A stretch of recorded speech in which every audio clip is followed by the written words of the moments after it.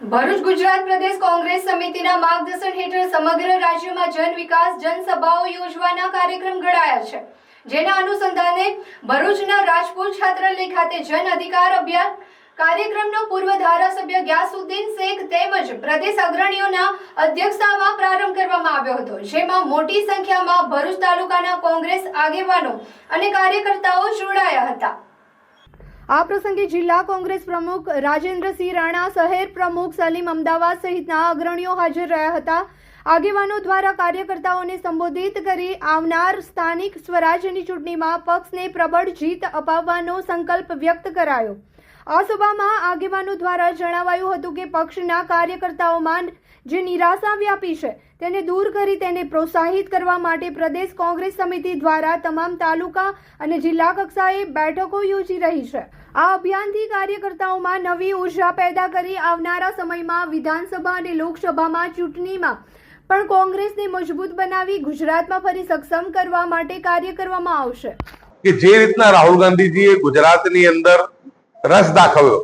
અને એક pilot project તરીકે ગુજરાતને પસંદ કરી સંગઠન સૂજન અભિયાન ચલાવ્યું, એનું પરિણામ એ છે કે અવારનવાર રાહુલ ગાંધીજીની અહીંયા યાત્રાઓ થઈ। આજે કોંગ્રેસના કાર્યકર્તાઓ ક્યાંક ને ક્યાંક નિષ્ક્રિય અને થોડા નિરુત્સાહ હતા, પરંતુ છેલ્લા 3 મહિનાથી રાહુલ ગાંધીજીના પ્રવાસ, એ પછી અમિત ચાવડાજીના પ્રદેશ પ્રમુખ બન્યા પછી એક જબરદસ્ત જેને કહેવાય કે જાદુઈ એક ઘટનાઓ ઊભી થઈ છે અને કોંગ્રેસના જે લાખો કાર્યકર્તા ઘરે નિષ્ક્રિય થઈને બેઠા હતા એ તમામ અત્યારે કોંગ્રેસ માટે, લોકોનો માટે, ગુજરાતની પ્રજાના માટે સંઘર્ષ કરવા માટે બહાર આવ્યા છે। અને અમને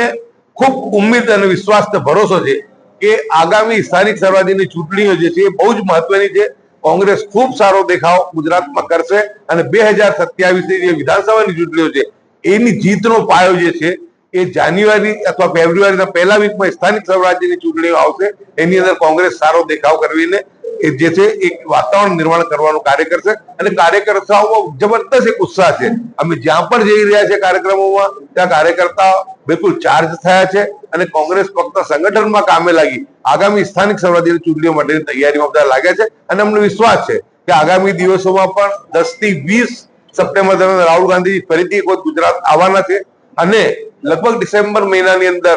એક એવી સંભાવના પણ છે કે રાહુલ ગાંધી ગુજરાતની અંદર જે છે એક યાત્રા કરશે, એ રથ દ્વારા કરે અથવા જે છે કે ભારત જોડો યાત્રાની જેમ એ ગુજરાતની અંદર પણ એક યાત્રાનું આયોજન 100% થવાનું છે, જેનાથી કોંગ્રેસના કાર્યકર્તાઓમાં અને પ્રજાના જે પ્રશ્નો છે એ પણ ઉજાગર થશે અને કોંગ્રેસ સારી રીતે ઉપસી આવી એક વિકલ્પ તરીકે ભારતીય જનતા પાર્ટીનો સામનો કરશે અને ભારતીય જનતા પાર્ટીના જે 30 વર્ષના નિષ્ફળ શાસન છે એની સામે કોંગ્રેસ પાર્ટી વિકલ્પ તરફી ઉભરી આવી અને કોંગ્રેસ અહીંયા ઝળહળતો વિજય હાંસલ કરશે। આ છે ભરૂચનો મોસ્ટ અફોર્ડેબલ છપ્પન ભોગ, જે છે માત્ર 1299 માં, જેમાં આવશે 40 ટાઈપ્સ ઓફ ફરસાણ, 10 ટાઈપની મીઠાઈ, 4 કુકીઝ, 1 ચોકલેટ, 1 મોદક અને 1 ફ્રૂટ। આખું ભરૂચ શોધી લેશો ને તો પણ આવું પેકેજ તો નહીં જ મળે। જૂના અને જાણીતા જૈન ફરસાણ છેલ્લા 50 વર્ષથી સેમ ટેસ્ટ અને સેમ ક્વોલિટી સર્વ કરતું આવ્યું છે। ઓર્ડર કરવા માટે આજે જ વિઝિટ કરો તમારા નજીકની ન્યૂ જૈન ફરસાણ માર્ટ આઉટલેટ।